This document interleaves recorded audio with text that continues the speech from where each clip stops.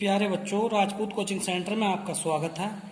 तो आइए स्टार्ट करते हैं 9th क्लास 10th क्लास के लिए मैथ्स। क्वेश्चन नंबर 2 एक्सरसाइज 1.2 का क्वेश्चन नंबर 2 देखेंगे। पूर्णांकों के निम्नलिखित युग्मों के एचसीएफ और एलसीएम ज्ञात कीजिए तथा इसकी जांच कीजिए कि दो संख्याओं का गुणनफल एचसीएफ गुणा एलसीएम। कहने का मतलब दो संख्याएं हैं, पहला उनका हम में से निकाल लेंगे, फिर ले से निकाल लेंगे। उन संख्याओं की गुणा करेंगे, फिर हम ले से और में से की गुणा करेंगे। दोनों की गुणा बराबर आ गई तो सही है, और गुणा बराबर नहीं आई तो सही नहीं है। तो आइए क्वेश्चन है आपका 26 और 91। तो इसका पहले एलसीएम या एचसीएफ जो भी निकालना चाहे वो निकाल दीजिए। तो सबसे पहले हम इसके टुकड़े करते हैं, 26 के टुकड़े करेंगे।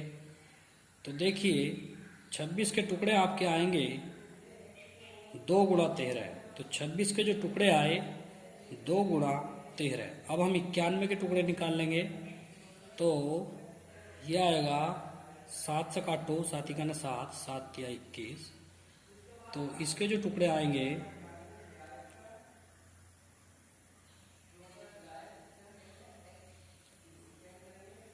91 के जो टुकड़े आएंगे वो 7 गुणा 13। तो देखिए पहला आप एलसीएम निकाल लेंगे। तो एलसीएम के बारे में जान लें कि यहाँ और यहाँ दोनों में जो चीज़ कॉमन है उसको एक बार लेते हैं, यानी कि जो सम में है उसको एक बार लेते हैं, और जो बचे गए हैं उन सबको लेना है। तो 2 बचेगा, 7 बचेगा और 13 एक ही बार लेंगे। ठीक है, तो इसका जो एलसीएम आ गया वो 182 आ गया। इसका एलसीएम 182 है। उसके बाद अब क्या निकालेंगे, अब एचसीएफ निकाल लेंगे। एचसीएफ का मतलब मैस है, तो वो भी इसमें ही है। में से जो होता है वो कॉमन पद होता है, जो बच गए वो बचे रहेंगे, जो कॉमन होगा वो में से होगा। तो 13 दोनों में है, तो इसका में से 13 हुआ। अब हम जांच करेंगे। तो जांच में सबसे पहले आप पहली संख्या गुणा दूसरी संख्या, पहली संख्या गुणा दूसरी संख्या बराबर एचसीएफ गुणा एलसीएम, इनको करके देखेंगे। पहली संख्या है तुम्हारी 26 और दूसरी संख्या है 91 बराबर एचसीएफ कितना आया तुम्हारा 13 और एलसीएम 182। तो अब इसको देखेंगे इन दोनों की गुणा कितनी आएगी। तो 2366 आ रही है दोनों की गुणा। इसकी गुणा 2366 और इसकी गुणा भी 2366। ठीक है, तो ये आपका उत्तर सही है। ठीक है, अतः है सही है। ये इसकी जांच हो गई है। ठीक है, आइए देखते हैं इसका दूसरा पार्ट। देखिए दिया है 510 और 92। तो फैक्टर कीजिए, गुणनखंड कीजिए। 510 के गुणनखंड कितने बैठेंगे, तो 2 से भाग कीजिए। तो 2 दूनी 4, 2 पंजे 10, 2 पंजे 10। अब 3 से कीजिए, 3 अट्ठे 24, 3 पंजे 15। अब 5 से कीजिए, 5 का 5, 5 सत्ते 35। अब 17 से कीजिए तो 1, यानी कि 510। 510 के जो टुकड़े आएंगे वो आएंगे 2 गुणा 3 गुणा 5 और गुणा 17। इसी प्रकार से आप 92 के टुकड़े कीजिए। चलो 92 के यहाँ को कर लीजिए। 92 के टुकड़े करेंगे आप, तो देखिए 2 चौक 8, 2 छंग 12, 2 दूनी 4, 2 तिया 6। तो 92 के जो टुकड़े आ गए 2 गुणा 2 गुणा 23, ये आ गए। तो अब क्या निकाल लेंगे, पहले एलसीएम निकाल लेंगे। जो दोनों में हो एक बार, देखिए दोनों में है तो एक ही बार लेंगे। ये दोनों बच रहे हैं, ये भी लेंगे। अब ये 3 यहाँ भी है, यहाँ भी है, एक बार लेंगे। 5 बचा और 17 बचा। ठीक है, ये अलग है इतना ही। तो ये इन सब की गुणा जो आएगी वो आएगी 23,460। 23,460 ये इसका एलसीएम। अब आप एचसीएफ निकाल लेंगे। एचसीएफ में कॉमन लेंगे, बस 2 दोनों में है 2 लेंगे और 3 बस 3 लेंगे। ठीक। तो अरे गलत हो गया थोड़ा सा, ये 3 नहीं है, ये तो 3 है लेकिन ये 3 नहीं है, तो 23 है भाई। गलत हो गया भैया इस क्वेश्चन। देखिए दोबारा से देखिए, एलसीएम में 2 लेंगे, ये दोनों 2 बच गए, 3 भी बच गया और 23 भी बच गया, अभी तो 23 और है। तो ये देखिए गुणा में यहाँ लिखे दे रहे हैं 23, ठीक है।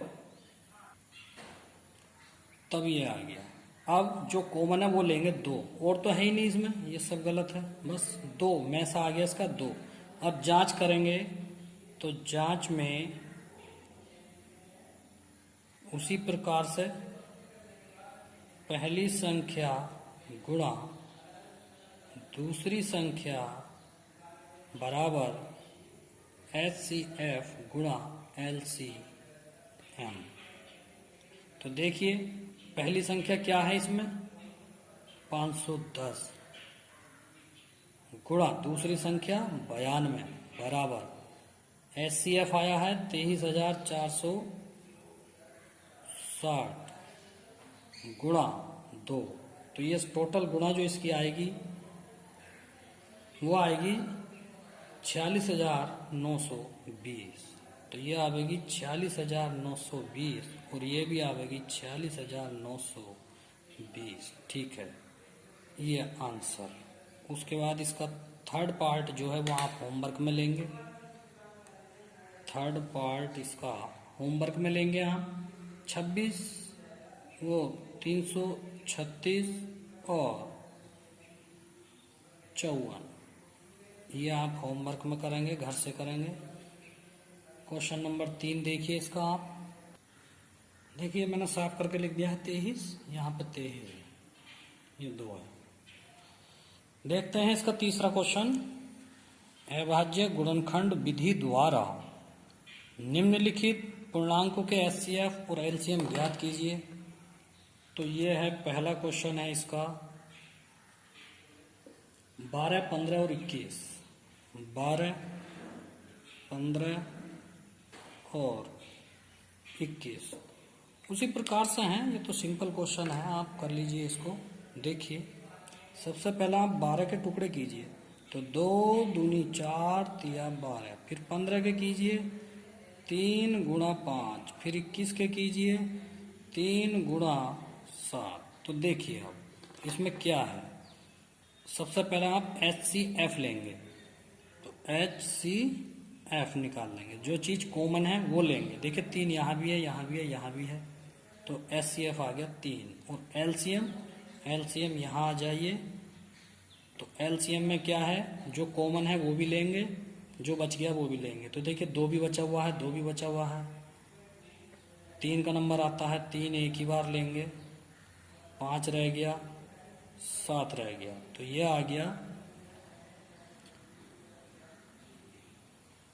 420 आंसर। देखिए बड़ा अजीब क्वेश्चन है। 17, 23 और 29 के HCF LCM ज्ञात करने हैं, तो इनके देखिए फैक्टर कीजिए।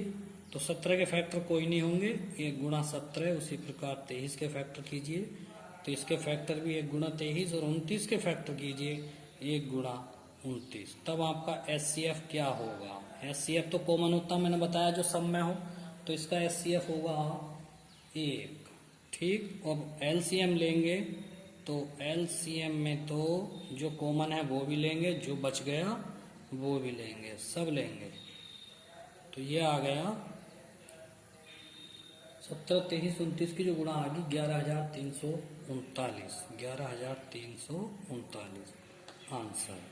इसका भी थर्ड पार्ट आप घर से करेंगे। थर्ड पार्ट है इसका 8, 9, 25, 8, 9 और 25, ये आप होमवर्क में करेंगे। होमवर्क में करके आप चेक भी कराएंगे, ठीक है। आइए देखते हैं इसका चौथा क्वेश्चन देखते हैं इसका। चौथा क्वेश्चन है पहली संख्या 306, दूसरी संख्या 657, HCF दे रखा 9, तो LCM ज्ञात करो। बहुत आसान क्वेश्चन है। हम जानते हैं क्या कि HCF गुणा LCM बराबर पहली संख्या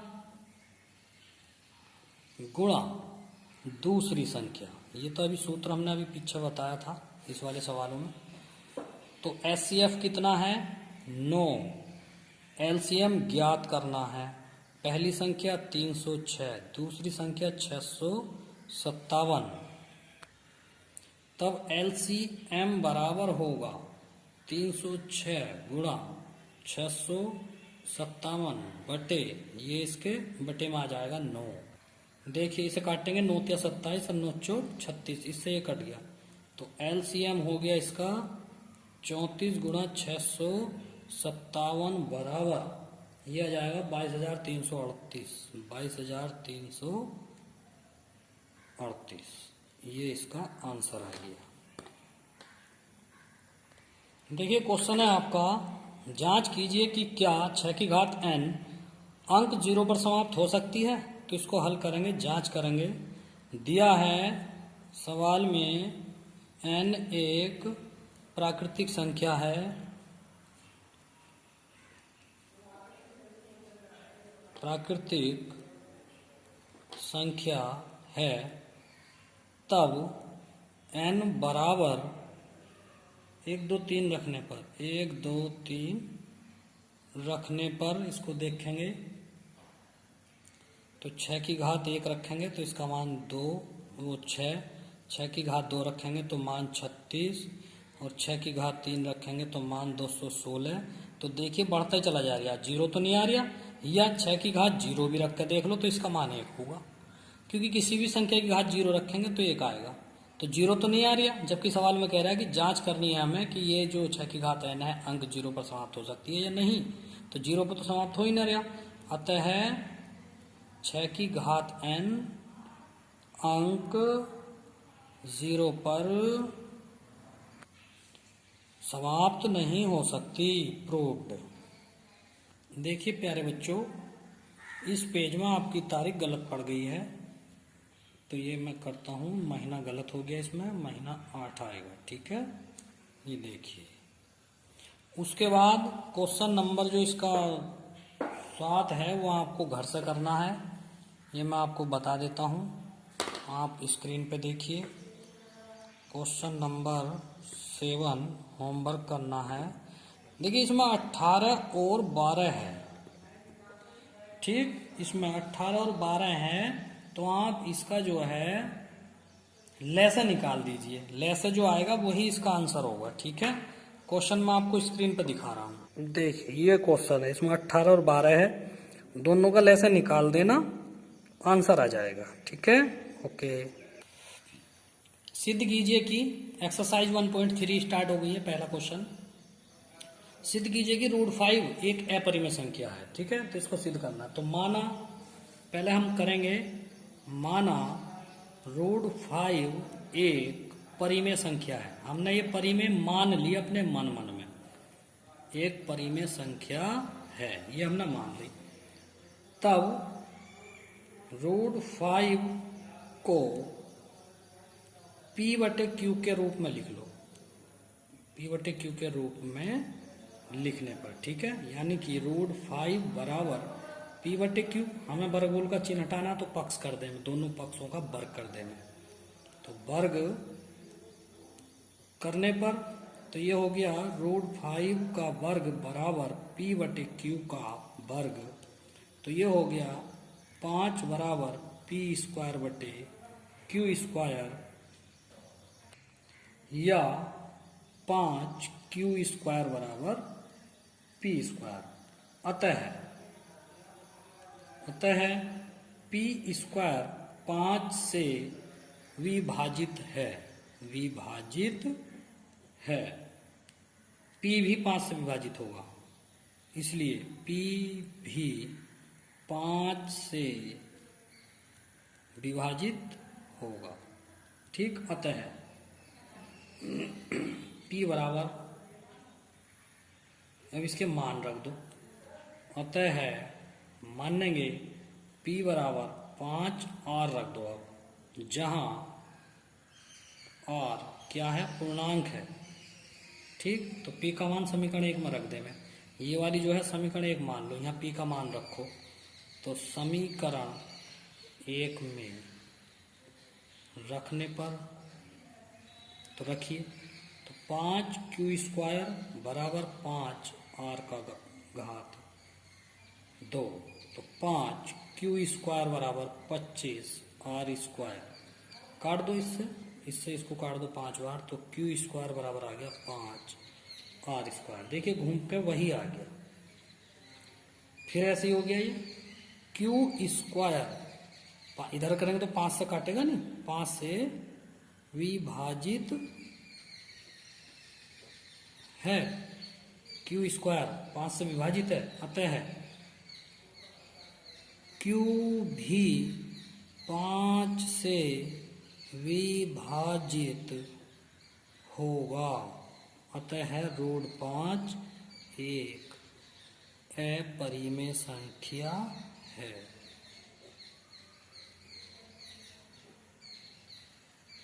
आंसर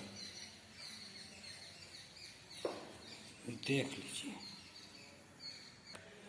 सिद्ध कीजिए कि 3 + 2√5 एक अपरिमेय संख्या है। हल, माना 3 + 2√5 एक परिमेय संख्या है। उसी प्रकार से सवाल में तो सिद्ध करना हमें अपरिमेय, लेकिन हमने मन में मान लिया कि ये एक परिमेय संख्या है। तो आइए इसी प्रकार से करेंगे जैसे पहला क्वेश्चन किया था। देखिए,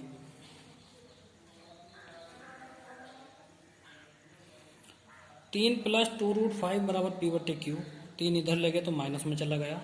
अब क्या करेंगे, यहाँ से 2 और हटाइए, तो √5 बराबर, तो ये होगा p/q -3/2, पूरा हो गया ये p -3/2, अतः है q/2, तो p/q -3/2 एक परिमेय संख्या है, परंतु ये गलत है, ये सही नहीं है। ये जो भाषा है ये इसके लिए सिद्ध नहीं होती, क्योंकि अभी हमने पिछले सवाल में √5 को अपरिमेय सिद्ध कर चुके हैं और ये भी √5 के बराबर में है, ये आ गया। जब √5 अपरिमेय है तो ये पूरा फंक्शन भी अपरिमेय ही होगा, इसलिए कहा है विरोधाभास है, क्योंकि √5 एक परिमेय संख्या है, अतः 3 + 2√5 भी एक अपरिमेय संख्या होगी। ठीक है, ये इसका आंसर हो गया है। आइए देखते हैं नेक्स्ट। सिद्ध करो कि निम्न संख्याएं अपरिमेय हैं। पहला क्वेश्चन है 1/√2 और इसका दूसरा पार्ट है 7√5 और इसका तीसरा पार्ट है 6 + √2। तो मैं पहला कराऊंगा, एक कराऊंगा। तो देखिए, मान लीजिए, देखिए इसी प्रकार से है 1/√2, माना p/q वर्ग करने पर 1/√2 का वर्ग p/q का वर्ग हो गया। इसका वर्गमूल हट गया वर्ग से, ठीक है, और कैंची गुणा करेंगे, q² इधर 2p² इधर, q² 2 से विभाज्य है, अतः q भी 2 से विभाज्य होगा, अतः 1/√2 एक अपरिमेय संख्या है। ये एक्सरसाइज भी आपकी कंप्लीट हो गई है। कल 1.4 एक्सरसाइज होगी, सभी बच्चे लगे रहिए और काम पूरा कीजिए। ठीक है, अब टाइम नहीं बचा आपके पास। Thank you.